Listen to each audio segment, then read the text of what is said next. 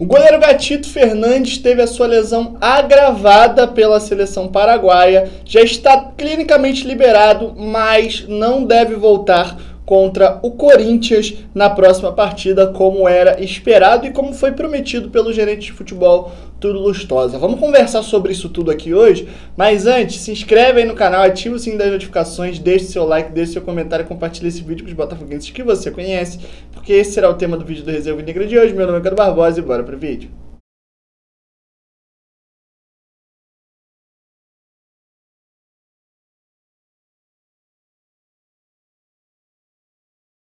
Exatamente hoje, dia 23 de dezembro, completam-se 3 meses que o Gatito se lesionou e, consequentemente, 3 meses que o goleiro não atua com a camisa do Botafogo. O último jogo dele foi o segundo jogo da Copa do Brasil, da quarta fase da Copa do Brasil, contra o Vasco, em São Januário, um empate por 0-0. De lá pra cá, o Gatito não mais vestiu a camisa do Botafogo, mas na primeira semana de outubro, se eu não estou enganado, no dia 8 ou no dia 9, mais ou menos, o Gatito Fernandes ele já estava quando ele se machuca, ele já estava convocado para estreia da seleção paraguaia, para viajar e disputar 2 jogos com a seleção do seu país pelas eliminatórias da Copa do Mundo da América do Sul.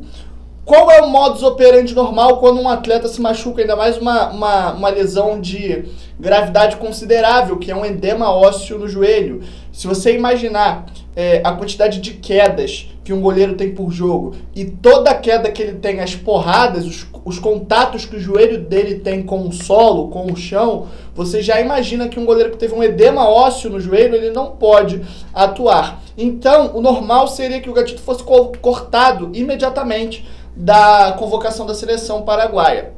Pelo contrário, ele não só não foi cortado, como ele atuou a primeira das 2 partidas da convocação. Ele jogou ali no dia 8 ou no dia 9 de outubro pela seleção paraguaia, jogou em cima de uma infiltração. Você que não sabe, infiltração é uma anestesia, é uma injeção que o médico normalmente dá num lugar específico, ele não sente mais aquele lugar, e aí ele, enfim, o Gatito Fernandes, as dores que ele sentiria naturalmente, e as dores maiores que ele sentiria em todos os impactos das quedas que ele teve, ele acabou não sentindo por conta dessa infiltração que ele tomou para jogar. Na minha opinião, uma completa responsabilidade médica e responsabilidade gigantesca dos médicos da seleção paraguaia. E segundo rodam as informações nos bastidores de General Severiano, esse ato do médico da seleção paraguaia acabou agravando a lesão do Gatito Fernandes e por isso ele está há tanto tempo fora dos gramados. O jogador, como eu falei aqui, não atua há 3 meses. Ele clinicamente ele já está liberado pelo departamento médico do Botafogo. Ele já está treinando, inclusive, sem nenhum tipo de limitação. Ele já faz todos os movimentos necessários, mas parece que ele não vai atuar contra o Corinthians. Ele não deve entrar em campo porque ele ainda não está confiante.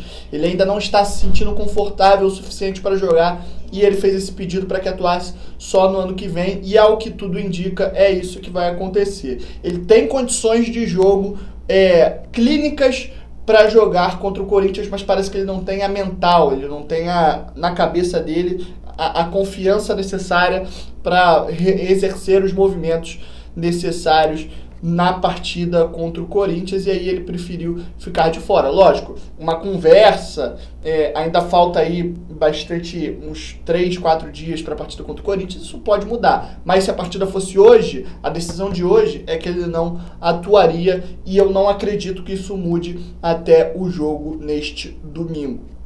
Então, 2 coisas que eu queria falar aqui. A primeira é: a seleção paraguaia precisa ser cobrada. O Botafogo precisa, de alguma forma, reclamar e cobrar fortemente a seleção paraguaia. Por quê? Por conta de, na minha opinião, uma irresponsabilidade do médico do Paraguai, O goleiro está fora há 3 meses, o Botafogo cedeu o goleiro à seleção voluntariamente, o clube não recebe nenhum troco, nem um centavo quando o jogador ele é convocado, então o Botafogo cedeu voluntariamente o seu atleta, recebeu ele pior do que ele entregou, mais machucado do que aquele que ele entregou, e aí imagina o impacto que essa irresponsabilidade médica causou ao Botafogo.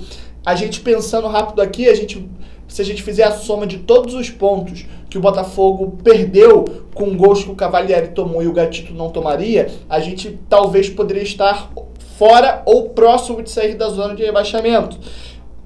Outra questão, o Gatito hoje, se eu não me engano, é o maior salário, mas se não for o maior, está entre os 3 maiores salários do Botafogo hoje, e o Botafogo está pagando 3 meses de salários a um atleta que não está jogando por conta da seleção paraguaia. Então a gente teve a perda técnica, a gente teve a perda financeira, a gente teve a perda de pontos e por conta de uma responsabilidade. Então a seleção paraguaia tem que ser cobrada, o Botafogo tem que se posicionar, o Botafogo tem que falar sobre esse assunto. A outra coisa que eu queria conversar com vocês é que a diretoria do Botafogo precisa aprender a calar a bendita boca, a parar de dar prazos e criar pressões desnecessárias.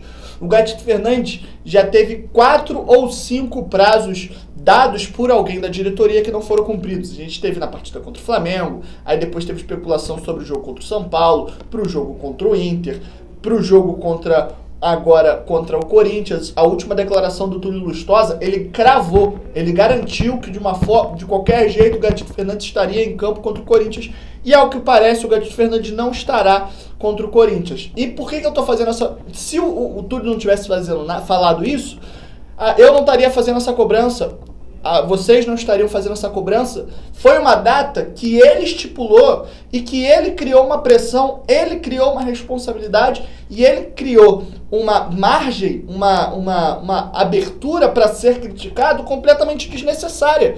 Era só não falar, era só não cravar a data. E se você... Já é errado você dar a primeira, quando você não tem certeza. E aí você dá a segunda, aí você dá a terceira. Você vai continuar dando data, você vai continuar criando uma pressão desnecessária, uma ansiedade no torcedor desnecessária. Fica quieto, fala que está próximo, fala que está em recuperação, fala que isso é com o departamento médico, ou não fala nada, mas não estipula uma data. É uma criação de pressão desnecessária para cima do trabalho que já é muito pressionado.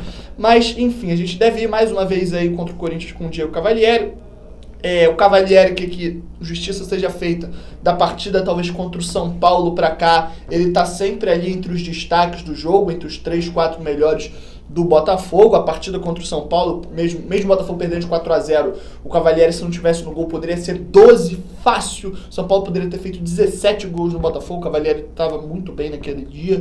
E posteriormente, depois, contra o Inter, contra o Curitiba, ele fez defesas importantes que ajudaram a gente a vencer o Curitiba, que quase ajudaram a gente a vencer ou empatar, pelo menos com o Internacional, se não fosse a besteira do Kevin. Enfim, o Cavalieri, ele criou aí, na minha opinião, um crédito pelas últimas partidas dele. E eu acho que o fato, esse contexto todo do que está acontecendo com o Gatito Fernandes é um problema. Mas eu acho que a gente ter o Cavalieri no gol nesse momento, com as atuações que ele vem tendo, não é um grande problema. O Botafogo tem muito mais coisas para se preocupar no seu time titular. Então é isso, vamos com o Cavalieri. E uma informação aqui, última, importante falar, nessa comparação, é que o Gatito Fernandes fez 22 partidas no ano. O Cavalieri, que é em tese o reserva, fez 23. Então, se a gente for comparar números, o titular na temporada 2020 do Botafogo acabou sendo o Diego Cavalieri. Então, vamos com ele, vamos para cima do Corinthians, que seja uma boa partida do Cavalieri e do time todo, que a gente possa arranjar uma vitória. E é isso. Só vou te pedir rapidinho aqui para você se inscrever no canal, deixar o seu like, tudo aquilo que você já sabe, deixar um comentário, compartilhar um vídeo. Loja do Resenha Alvinegra, link aqui na descrição. Passa no nosso site de notícias, o resenhaalvinegra.com.br, e segue a gente nas redes sociais, @resenhaalvinegra oficial em todas elas. E é isso, até o próximo vídeo, tamo junto, valeu!